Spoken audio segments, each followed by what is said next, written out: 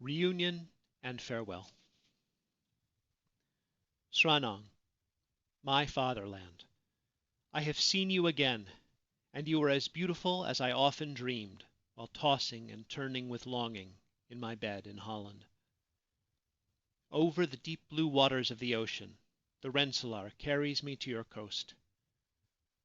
Flying fish, like dancing diamonds, startled by the approaching boat, fly 5 to 6 meters ahead and then dive back into the water, leaving a silvery track across its surface. The air is fresh and moist. A strong trade wind blows like a breath of freedom. Like the monotonous sound of the seagulls, my heart sings with longing for the reunion ahead. A few blasts of the steam whistle summon us to today's boat drill. We come on deck and are told there are not enough life vests for the children. A rude awakening. You're still a prole. Below, in first class, the passengers and officers are splashing about in their swimming pool. Crew members don't count. Prole children can drown. High in the stays and shrouds of the Rensselaer blows the wind of freedom. On the deck below me, a stoker emerges, white, but blacker than I am with soot from his fire, and hurries toward his stuffy quarters. Halfway along the forecastle, he waves at me and the children. In the black of his face, the whites of his eyes, and his pearly teeth are smiling. That, too, is the same everywhere, and beautiful everywhere. The fellowship among proletarians and their love of liberty. I am standing on the deck of the Rensselaer on a fine, bright morning in January. 2 hours ago, the sun rose from its lair with a blood-red smile. Now it rolls across the spotless blue sky like a glowing cannonball, a fiery balloon, dispelling the milky veils of mist to reveal the green wall of the shoreline. Light and heat stream down from the sky to the gleaming white deck. The earth and sea of Suriname are showered in sunlight. Surging and frothing, the mighty current of the river rushes toward us. This close to the city, its water is light blue and transparent to great depths.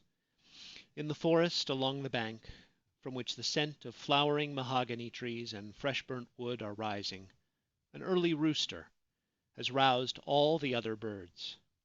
Chong-chongs, mangrove herons, sing their unvarying song.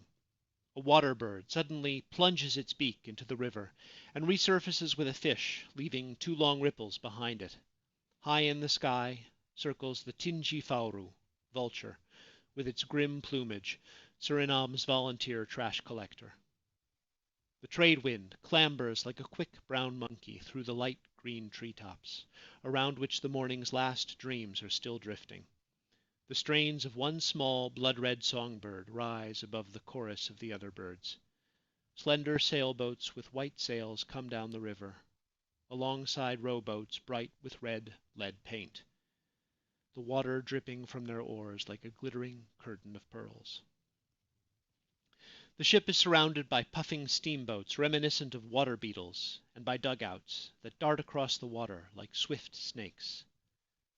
A shot is fired from Fort Zeelandia and echoes from the forests. A thin cloud of smoke lingers over the cannon's mouth. In her strong arms, the laughing river carries our ship to the quay. She reminds me of my father in the old days, when he carried me and my little sister high on his shoulders to market.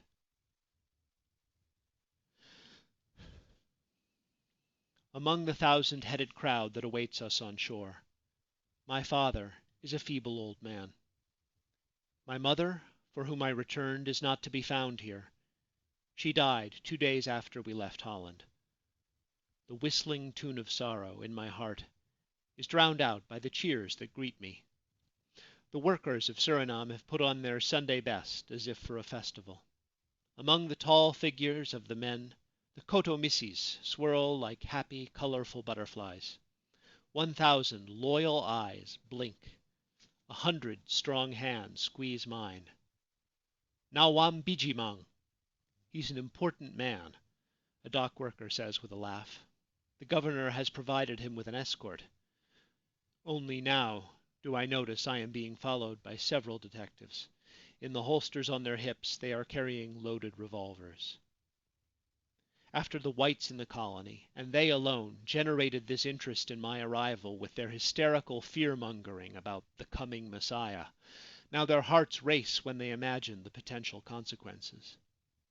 How is it possible that the arrival of a communist so terrifies many of the colony's civilian and military leaders? The only possible explanation is this: they know the lumber of misery is heaped so high that a single spark will set the whole pile aflame. Yet how could a single man threaten the entire power structure of the colony of Suriname, even if he wanted to? In the evening, after the last visitors have left, I reflect on all the misery. Outside I hear the soft rustle of the sinsins. A bright fiaworan dances in front of the open window. In the distance a dog barks, vigilant. The moon smiles her silent smile above the treetops. The air is filled with the scent of honeysuckle. Bats, black as ink, plant hungry kisses on the ripe fruit. To the tones of hot jazz, Negroes are generous enough to entertain their masters with high-spirited music. Many wealthy whites are drowning out their sorrows. Here in the filthy district, where the proletarians live, it is quiet and dark. In the cramped darkness of their 4x4-meter houses, the colored families await the morning, sleeping heavily in their exhaustion. Not everyone is lucky enough to pass the night under a roof. These days, many sleep under bridges or on the stoops of houses. It comes back to me now how thin and sunken many faces were back at the docks, beneath their deceptive masks of joy. With a loud shriek, a startled auru kuku takes off from a tree. In the still of the night comes a knocking at the windows. It's the detectives. They want to make sure I'm at home. It's as though someone has suddenly knocked at my heart. What will you do to ease your people's suffering? In the velvet darkness of the night, I hear soft steps. Mother, what can I do to help? My comrades are waiting. I have only just returned. So much has changed. It seems as if my mother leans in to kiss me, the way she did when I was little, the way she listened to my complaints, and my sorrow ebbed away because someone was willing to listen. And all at once I know.